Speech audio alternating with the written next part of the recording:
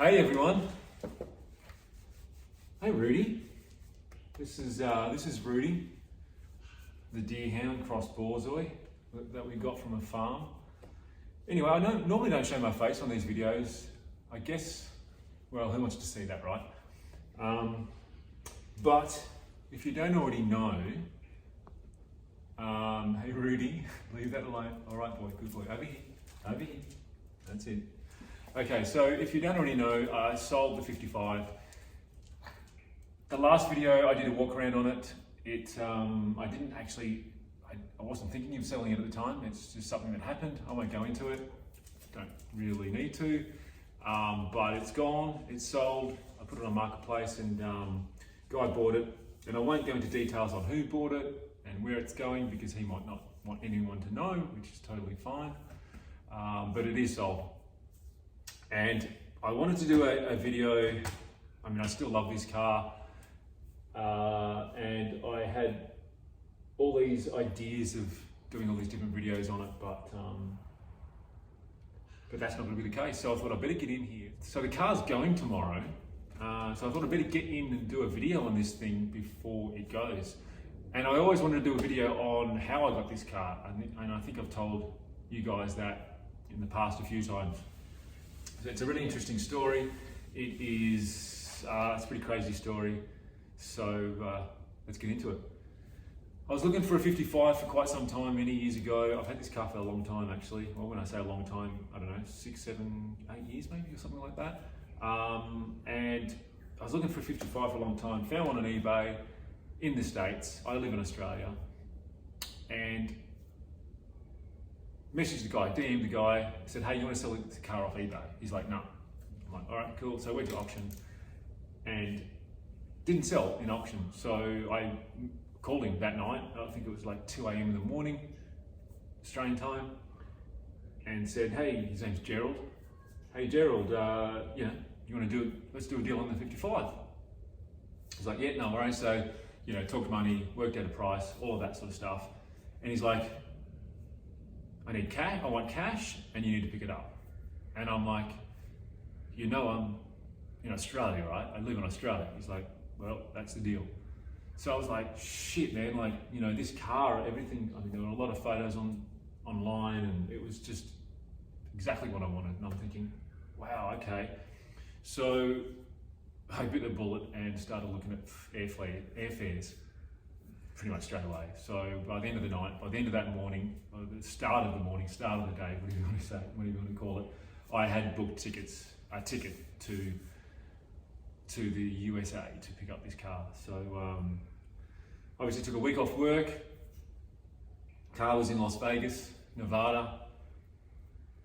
And basically had to organise the cash, obviously beforehand, in Australia. So I had a little bag and I had cash pretty much strapped. Oh, shout out to Desert Speed. Yay. I had the cash strapped to me because, I didn't want to lose the bag, and cash is gone, right? And that's pretty much all I had. I had toothbrush, a couple of pairs of clothes, and the money. So I had that strapped to me.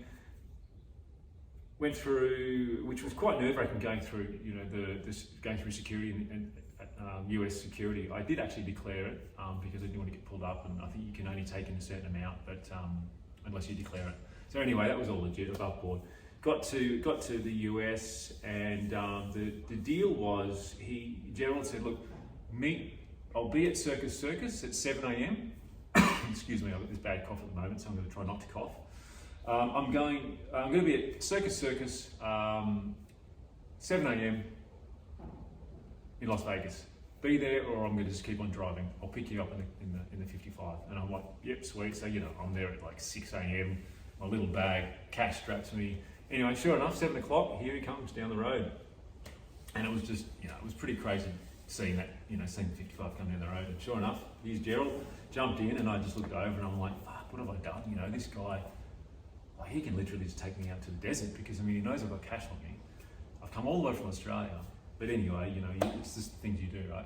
So I'm in this car and I'm looking around in the passenger seat, and I'm just like, yep, this is the car that he said it was. It matches the pictures. It's, you know, super dry car. It was just, you know, raw, rowdy, and just fell in love with it straight away. So we went back to his place. So he drove basically back to his house, and we started to go through the car. I got out of the car, he got out of the car, started walking around the car, having a look at it, and I started asking him some questions. And I'm like, you know, blah, blah, blah, you know, and he just went, question, I'll talk about the car, I'll tell you all about the car, questions later. And I was like, all right, sure. So anyway, we spent the next hour or so, just him going through, it's probably more than that actually. Oh, here's Tiger, here's the other one, hey girl. Going through the car. And there's a lot of little things on the car that, you know, he spoke about. He told me everything. He built this car, so he found this car as a body, complete bare bones body, out in the desert. Built it up to a daily car. He drove this daily for 17 years, and that's where I sort of took over from at that point. So the car obviously was a going registered complete car. But in saying that, he made a lot of little changes to the car, and you know, you'll probably be best to refer back to that last video to see those, you know, like the SS 427 Impala bonnet.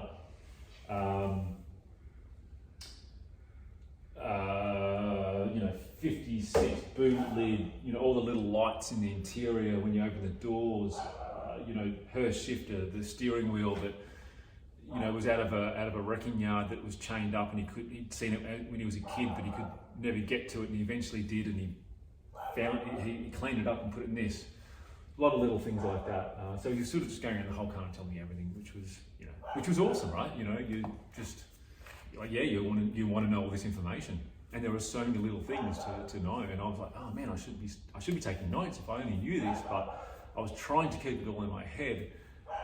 At the same time, you know, he was a bit of a how do I put it? He was a bit of a quirky guy, and I sort of didn't want to upset him. And he was quite serious. And anyway, so we did that. Went around the car, and then, you know, the next thing is like, hey, I'll grab a chair and we'll sit out by the garage at his house. And then he started asking me all these questions about my life and what do I do, and, you know, and I'm thinking, you know, that's fine, but, you know, are we going to do this deal? Because I've come all the way from Australia. You know, it's a long way, very expensive. Then a flight, then another flight. So, you know, Melbourne, LA, then LA to Las Vegas. So, you know, I'm like, what are we doing here? You know, I mean, this is what I'm thinking. Anyway, this all goes on. I'm sorry about that dog in the background. Hopefully it's not too loud. This all happens, and it takes pretty much the whole day. So the day is sort of getting on, but at the same time, there's a lot happening throughout the day. He's got all these Tri-5s rocking up, just random people rocking up that obviously know him, and he's sort of the Tri-5 guy in Las Vegas. So he, you know, if you're looking for a Tri-5 part, some obscure NOS part or something that's rare or hard to find, he'll have it. He just deals with that cool old stuff.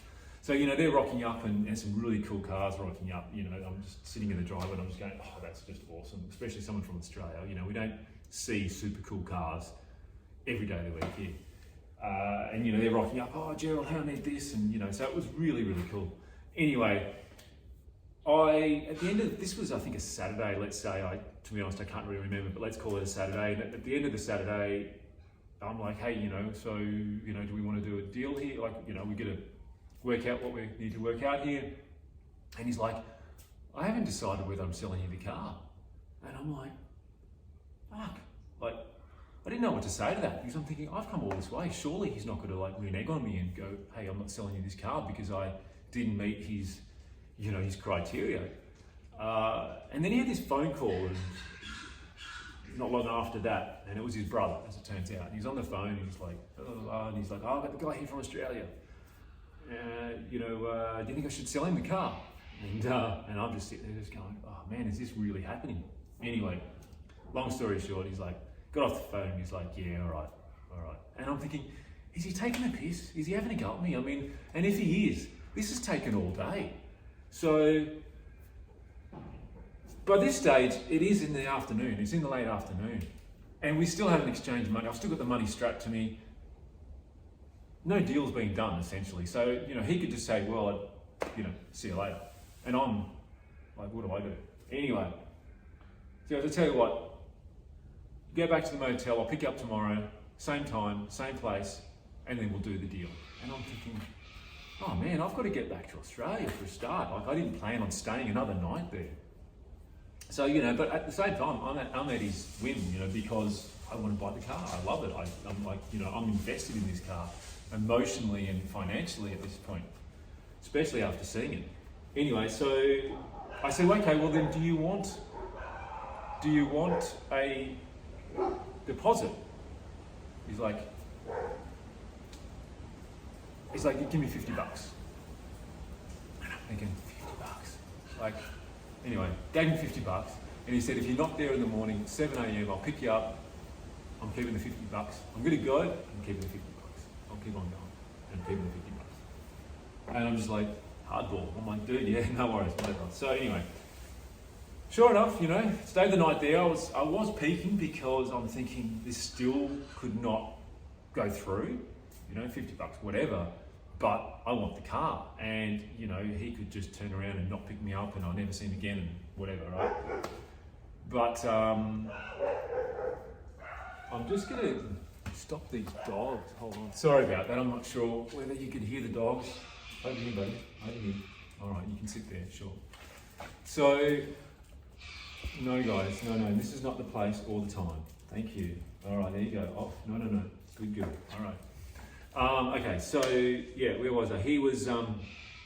I'm in the motel room in Las Vegas, and I'm just like, man, this still could not go through. Anyway, morning comes. Sure enough, I'm at the front. He's got my $50. I got my bag. I got the cash, and there he is.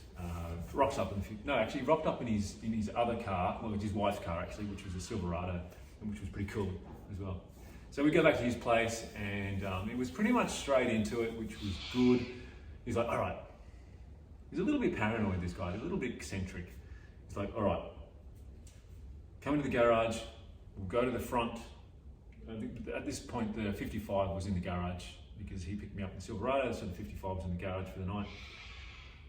Come into the garage, put the cash on the bonnet, stand back, I'll count it.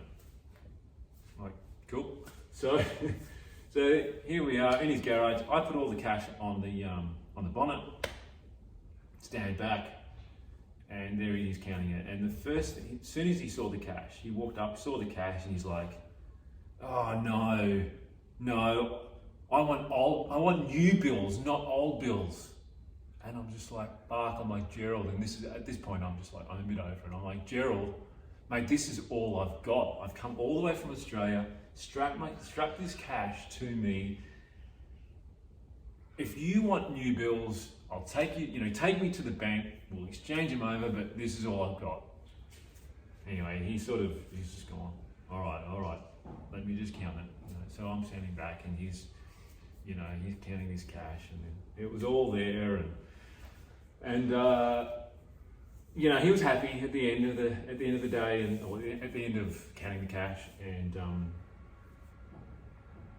then then he proceeded to take photos of the VIN and the tags and everything like that, and we did the paperwork, and it was all very difficult, I guess you might say. It was a shit ton of fun, and I will never forget it, and it was the best time of my life, car related stuff, and I will never forget it. And this car is just part of that story for me, which is difficult to let go of this thing because of that story. But life goes on. Yeah, it was difficult, but it was the best of my life. So anyway, he after we did all that, he's like, okay, and I'm thinking, I've got to go. I've actually got to go to. I've got to drop the car off to the importers. So in LA, that was pre-organised. They knew I was coming. But you've got all this logistical stuff in the back of your mind, thinking, I've got to do that. I've got to get on a plane. So I'm driving from Las Vegas to LA in this thing, never driven this, well, not so much not driven it, but I don't know the car, if it's going to break down or, you know, it is what he said it is and all this sort of stuff. And it's like a 6-hour drive, I think, right? And it's an old, you know, an old car, so not knowing the car. So I've got to do that, and then I've got to organise, drop it off at the shippers, and then I've got to get myself from the shippers to the airport. But, you know, that's not all going to happen in one day. So, and I've not booked anything. Anyway, so I've got all this in the back of my mind, and I'm thinking, cool, cash is done. He's given me I've given him the cash. He's given me a receipt, taking the photos of the tags, and blah blah blah blah blah. And then the next thing, he's like, I've got to take you for a drive. I've got to show you how to drive this thing. And I'm thinking, oh fuck, you know, like really? And so, you know, what do? You got it, right? So he jumps in the car. I jump in the passenger seat. And he's like, okay, well, this is how you drive it. You know, you do this, you do that. It's got this, you know, it's got, you know, blah, blah, blah. And I'm like, yep, cool, no worries. He goes, have you driven a stick before? And I'm like, yeah, I have. So he goes, you jump in it. And I'm thinking, this is going to be like my old man teaching me how to drive. This is going to be terrible. I mean, you're setting me up for failure here, right? Nothing I'm going to do is going to be right. So anyway, I jump in and I'm cruising around. I'm going too fast. It's like, slow down. It's got front runners on it. You know, you can't turn the corner like that, blah, blah, blah. He takes me to the gas station. He shows me how to actually, literally, I'm not lying. He tells me how to take the gas cap out. And he takes it out with the key. And there's one key for the whole car, which is pretty cool. You put it up here. He goes, I put it up here when I put fuel in it.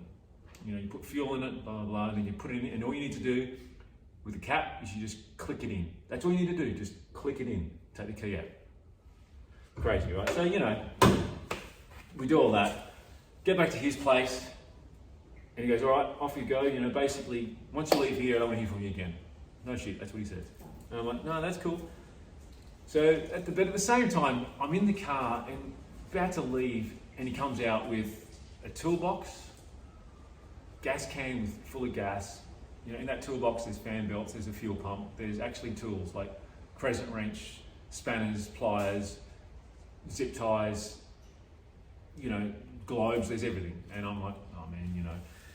And I think he struggled with getting rid of the car. You know, obviously he had this car, it meant a lot to him. He had this car for a long time, like it does to me. And so I understand that. You know, I look back in reflection and I can understand where he was coming from, being the way he was. And you know, just as I was leaving, again, he said, you know, I don't want to hear from you again. And I'm like, no, that's cool. He goes, but let me know when you get to Barstow. I think I'm pronouncing it right. And I'm like, all right, will do. So I jump in the car, off I go, you know, Google Maps, where do I go? And I'm driving along, you know, back to LA, and look, you know, what can you say? Best time of my life, just cruising along in this thing, brand new car, 55 Chev, down, you know, highways in the United States of America. It just doesn't get better, especially for an Australian. I ended up stopping at Barstow. You know, he did say to call him then, and I thought, okay, well, I don't know these areas, and I'm like, it's as good as any to stop there and have a break. Decided to stay there the night. Barstow, California, yeah, and thought, okay, it was a big weekend. I'll stay the night, get up early, head off, drop the car to the shippers, and then, you know, off home. So I'm looking for a cheap motel, and there was this cheap motel in Barstow. Like, yep, sweet, that'll do. Booked it online, rocked up in the 55. Asked the lady if she could, you know, get me a room, you know, so I could park the car right at the front. I parked the car at the front of this room, and then I sort of wandering around, and I just noticed some really seedy characters around this, you know, this area and around the complex. And I'm like, oh, I'm not feeling great here, you know. And as I was walking around, there were a couple of comments. There were a couple of guys, a group of 3 guys that sort of said something, and I just kept on walking. I didn't look.